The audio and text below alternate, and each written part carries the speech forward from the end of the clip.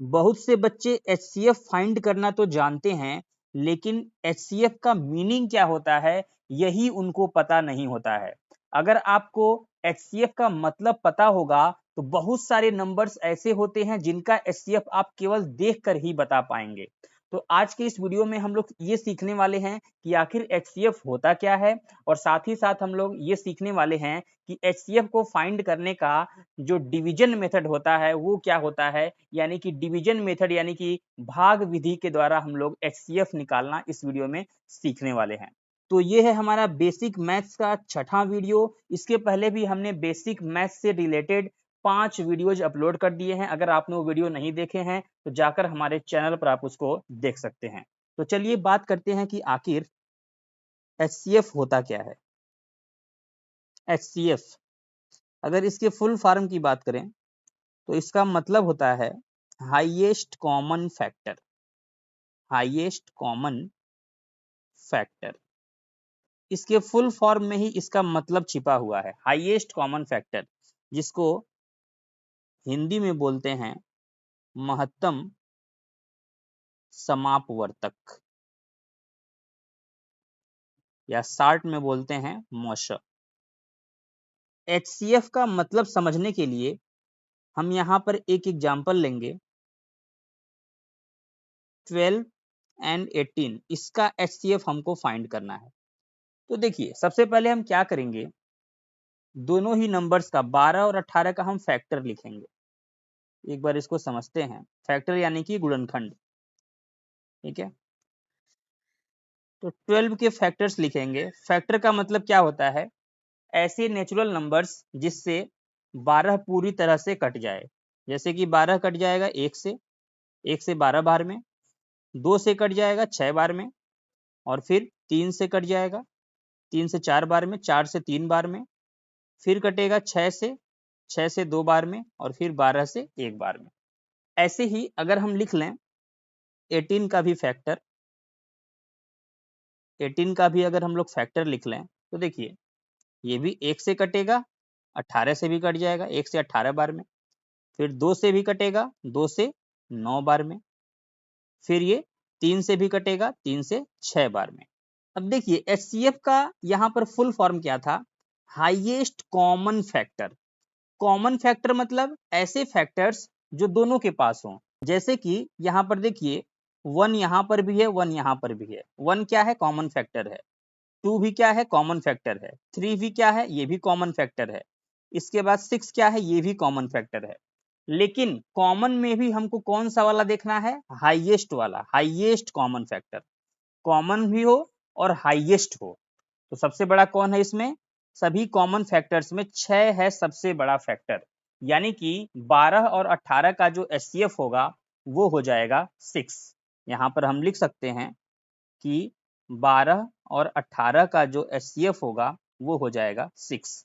यानी कि अगर हम एक लाइन में बोलें कि एचसीएफ निकालने से हमको क्या मिलता है, तो एचसीएफ से हमको वो सबसे बड़ा नेचुरल नंबर मिल जाता है। एचसीएफ से हमको वो सबसे बड़ा नेचुरल नंबर मिल जाता है जिससे जो गिवन नंबर्स होते हैं वो पूरी तरह से डिवाइड हो जाते हैं। तो यहाँ पर हम लिख लेते हैं एक बार कि एचसीएफ से हमको क्या मिलता है। एचसीएफ से हमको एक सबसे बड़ा नेचुरल नंबर मिलता है, लार्जेस्ट नेचुरल नंबर, सबसे बड़ा नेचुरल नंबर जो क्या करता है, विच divides all the given numbers. यानी कि जितने भी गिवन नंबर्स होते हैं जिनका एचसीएफ हम लोग फाइंड करते हैं उसको काटने वाली सबसे बड़ा जो नेचुरल नंबर होता है उसी को हम लोग एचसीएफ बोलते हैं। जैसे कि अभी हमने क्या निकाला था, 12 और 18 का एचसीएफ निकाला था। तो सबसे बड़ा नेचुरल नंबर कौन सा है जो 12 को भी काट दे और 18 को भी काट दे। तो थोड़ा सा आप सोचेंगे तो आपको तुरंत मिल जाएगा कि 6 एक ऐसा नंबर है जो 12 को भी काट देगा, 18 को भी काट देगा और सबसे बड़ा नेचुरल नंबर है। अब देखिए अगर आपको देखकर बताना हो कि इनका एचसीएफ क्या होगा तो आप क्या करेंगे, इनको देखकर सबसे पहला नंबर आता है दिमाग में 2। 2 से 16 भी कट जाएगा और 2 से 18 भी कट जाएगा। अब इसके बाद देखिए 2 से बड़ा ऐसा कोई भी नंबर आपके दिमाग में नहीं आएगा जो 16 को भी काट दे और 18 को भी काट दे। तो इसलिए यहाँ पर जो एचसीएफ होगा वो हो जाएगा 2। अब जैसे कि मान लीजिए आपको एचसीएफ निकालना हो 30 का और 45 का, तो देखिए इसको देख के आपके दिमाग में आना चाहिए कि ये संख्या 15 से कटने वाली संख्या है, ये भी 15 से कटने वाली संख्या है, और 15 से बड़ी आप कोई भी संख्या नहीं ढूंढ पाएंगे जो कि 30 को भी काट दे और 45 को भी काट दे। तो इसका जो एचसीएफ होगा वो क्या हो जाएगा 15। तो इस तरह से अगर आपको एचसीएफ का मतलब पता है तो बहुत सारे नंबर्स का एचसीएफ आप डायरेक्ट भी पता कर सकते हैं। लेकिन इस वीडियो में हमारा मकसद क्या है, हम लोग ये भी सीखने वाले हैं कि डिवीजन मेथड के जरिए हम लोग किस प्रकार से एचसीएफ निकालते हैं। जैसे यही अगर एग्जाम्पल ले लें 30 और 45 का, इसको अगर हम डिवीजन मेथड से करके बताएं आपको एचसीएफ निकालना है 30 और 45 का, वो भी डिवीजन मेथड से, तो देखिए इसके लिए आपको क्या करना होता है, जो दोनों नंबर में छोटा वाला हो उसको बाहर रखिए और जो बड़ा वाला हो उसको अंदर रखिए और डिवाइड करना शुरू करिए। तो 30 से एक बार में 30 हो जाएगा, उसके बाद सब्ट्रैक्ट करिए तो 5 और 4 में से 3 जाएगा 1, 15 आ गया। और उसके बाद जिस नंबर से आपने अभी अभी डिवाइड किया था उसको आप यहाँ पर डिविडेंड में रखिए, यानी कि इसको अब आपको डिवाइड करना है 15 से, तो 15 से 2 बार में 30 आ गया। और इस तरह से डिवाइड आपको तब तक करते रहना है जब तक कि यहाँ पर शून्य न देखने को मिल जाए। जब शून्य आ जाएगा यहाँ पर शेषफल में, जब भी रिमाइंडर शून्य आ जाएगा तो वहां पर डिवीजन आपको रोक देना है।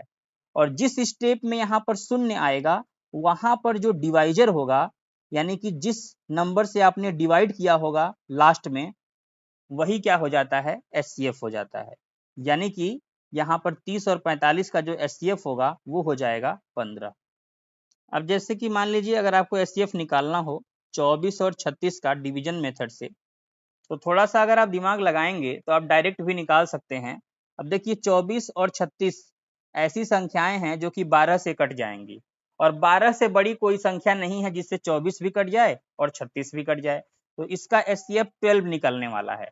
इसी को अगर हम डिवीजन मेथड से आपको करके बताएं तो 24 से डिवाइड करना पड़ेगा 36 को, तो एक बार में 24 आएगा, घटा देंगे 6 में से 4 जाएगा 2 और 3 में से 2 जाएगा 1, और फिर क्या करेंगे 24 को डिवाइड कर देंगे 12 से।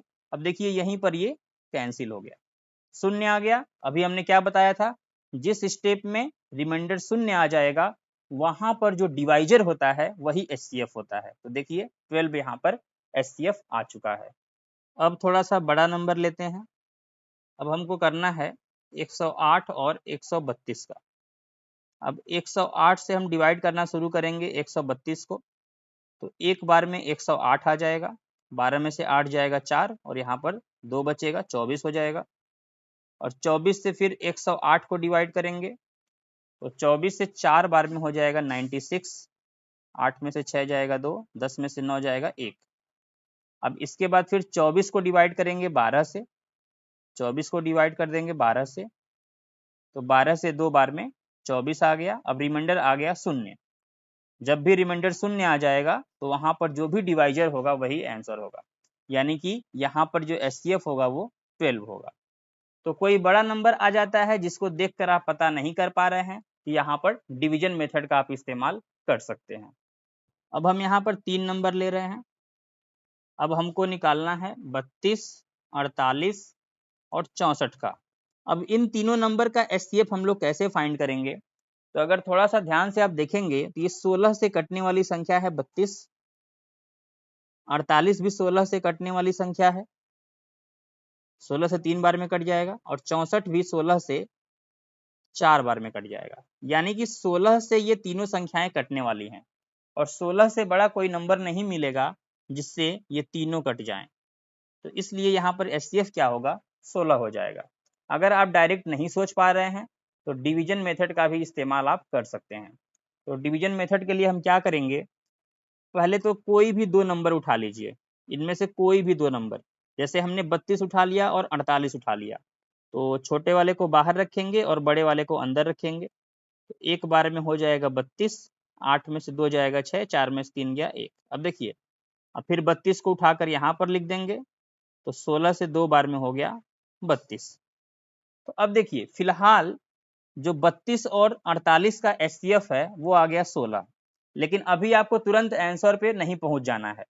अब क्या करना है आपको, जो अभी आपका आंसर निकला है, यानी कि अभी हमने किसका निकाला है, 32 और 48 का निकाला है, जो कि 16 निकला है। अभी क्या करना है आपको, अब 16 और 64 का एचसीएफ निकालना पड़ेगा। अब किसका निकालना पड़ेगा, जो आंसर निकला है उसका, और जो पहले से गिवन था 64। तो देखेंगे तो आप 16 से डायरेक्ट 64 कट जाएगा 4 बार में, पहले ही स्टेप में ये निपट गया। पहले ही स्टेप में निपट जाने की वजह से यहाँ पर 16 इसका फाइनल आंसर हो जाएगा। यानी कि कुल मिला जुलाकर अगर तीनों नंबर को मिलाकर बोला जाए तो एचसीएफ क्या होगा, 16 होगा। अब हमको एचसीएफ निकालना है 200, 150 और 100 का। अब देखिए, अब कोई भी दो नंबर उठा लेंगे, जैसे 100 और 200 अगर हम उठा लें तो देखेंगे तो 100 से 200 डायरेक्ट कट जाएगा, पहले ही स्टेप में निपट गया, शून्य आ गया। यानी कि 100 और 200 का जो एचसीएफ होगा, अगर केवल 100 और 200 का एचसीएफ देखा जाए तो 100 होगा। इतना तो आप देख कर भी बता सकते थे। अब इसके बाद हमने क्या बताया आपको, कि अभी आपको जो आंसर मिला है उसका और जो यहाँ पर बचा हुआ है उसका एचसीएफ आपको निकालना पड़ेगा। अब क्या करेंगे, अब हम 100 और 150 का निकालेंगे, तब जाकर हमको फाइनल आंसर मिलेगा। तो 100 को बाहर रखेंगे, 150 को अंदर रखेंगे। अब 100 से क्या होगा, एक बार में 100 हो जाएगा। उसके बाद यहाँ पर 50 बचेगा और फिर 100 लिख देंगे, तो 50 से 2 बार में 100 आ जाएगा, शून्य आ गया। यानी कि जो फाइनल एचसीएफ होगा वो होगा 50। तो फाइनल आंसर 50 होगा। इस प्रकार से आप निकाल सकते हैं, और ये काफी आसान था, इसको देखकर भी आप बता सकते थे कि तीनों संख्याएं 50 से कटने वाली संख्याएं हैं, और 50 से बड़ी ऐसी कोई संख्या नहीं मिलेगी जिससे ये तीनों कट जाएं।